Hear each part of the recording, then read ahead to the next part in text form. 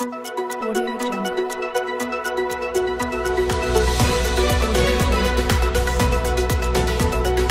বেপরোয়া মোটরসাইকেলের ধাক্কায় প্রাণ গেল এক বৃদ্ধা মহিলার।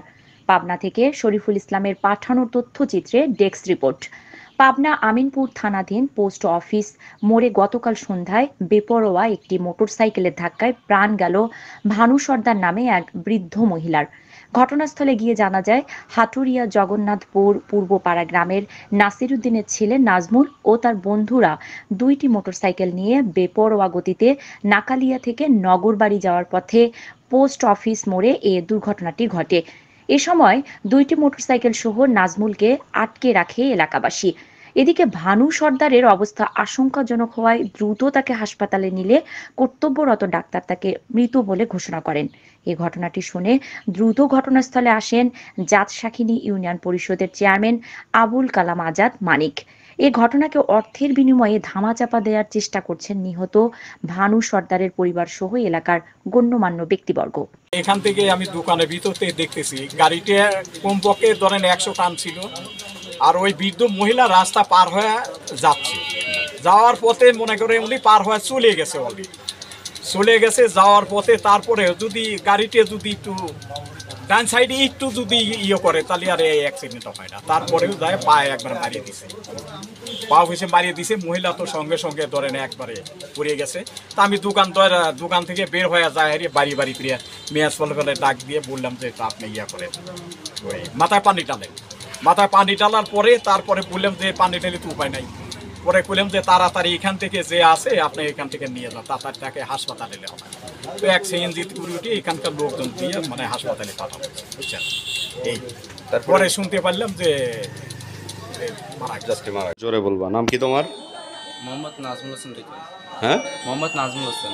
নাজমুল হোসেন রিপন। না, নাজমুল হোসেন সব জায়গায় নাম। বাবার নাম? মোহাম্মদ নাসিরুদ্দিন হাসান। বাবার নাম কি? মোহাম্মদ নাসিরুদ্দিন হাসান। নাসিরুদ্দিন হাসান। এখন যে অ্যাক্সিডেন্টটা করলা, এটা কিভাবে অ্যাক্সিডেন্ট হয়েছে? এই অ্যাক্সিডেন্টটা হয়েছে কি, আমার এক ফ্রেন্ড পাশে বসেছিল। হ্যাঁ, তো উনি যখন রাস্তাটা পার হতে যাবে, যা সত্য কথা আমি বলছি, পার হতে যাবে আমি হরেন দিচ্ছি তখনই। তখনই হরেন দিচ্ছি, আমি জানি না তো ওই মরিপুরে কানে শোনে না। এলাকার লোক যেরকম আমাকে বলে দেন ওই লোকটা কানে শোনে না। তো উনি হালকা কিছু দূর চলে আসছে, মানে 3 ভাগের 1 ভাগ রাস্তা চলে আসছে। তারপর আমরা গাড়িটা দেখছি, আমি গাড়ি হাতে হাত চলে করছি হালকা।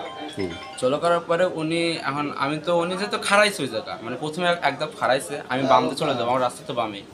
তো আমি বাম দিয়ে যাওয়া লাগছে, হঠাৎ উনি লোড দিচ্ছে, আমি ডাইনে কাটছি কিন্তু অতিরিক্ত কাটতে পারিনি। পালসার গাড়ি তো অতিরিক্ত কাটতে পারিনি, যার কারণে বাইরে গেছে। মোট কয়টা মোটরসাইকেল ছিল তোমাদের? আমাদের সাথে 2টা ছিল।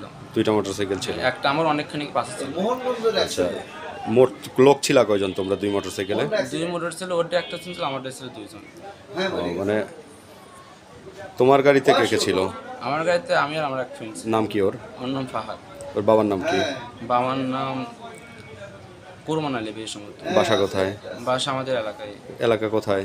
ওই হাটুরিয়া জগন্নাথপুরে। হাটুরিয়া জগন্নাথপুর পূর্বপাড়ার। আচ্ছা, আর তোমার আরেক ফ্রেন্ড যে একটা মোটরসাইকেলও একাই ছিল? অনেক পাশে ছিল আমার। ওর নাম কি? ওর নাম মোহাম্মদ নাইম হোসেন। নাইম হোসেন। ওর বাবার নাম কি? ওর বাবার নাম মোহাম্মদ তজুমুদ্দিন। ওর বাড়িও কি তোমার ওই এলাকাতেই? আমাদের এলাকায় হাটুরিয়া জগন্নাথপুরেই। এক জায়গায়। তোমরা কি করো মূলত? আমি একজন স্টুডেন্ট। কিসে পড়ো? আমি এবার ইন্টার সেকেন্ডারি পরীক্ষা দিয়ে পাশ করছি। কোথা থেকে? ওই বেড়া কলেজ থেকে। বেড়া কলেজ থেকে। আর তোমার বন্ধু যে 2 জন? ওরা একটা এসএসসি, 2টি এসএসসি দিছে। এসএসসি দিছে? একটা আমার সেম ইয়ার, ও ডিপ্লোমা করতেছে, মানে এসএসসি পর ডিপ্লোমা 3rd ইয়ার না 2 ইয়ার, আর একটা এসএসসি পাস করছে। কিন্তু আমি যতটুকু শুনলাম যে তোমরা 2 জন নাকি হচ্ছে মানে বেপরোয়া গতিতে আসতেছিলা। আমার গাড়ি সর্বোচ্চ যদি থাকেও আপনার 57 থেকে 58 গতি ছিল।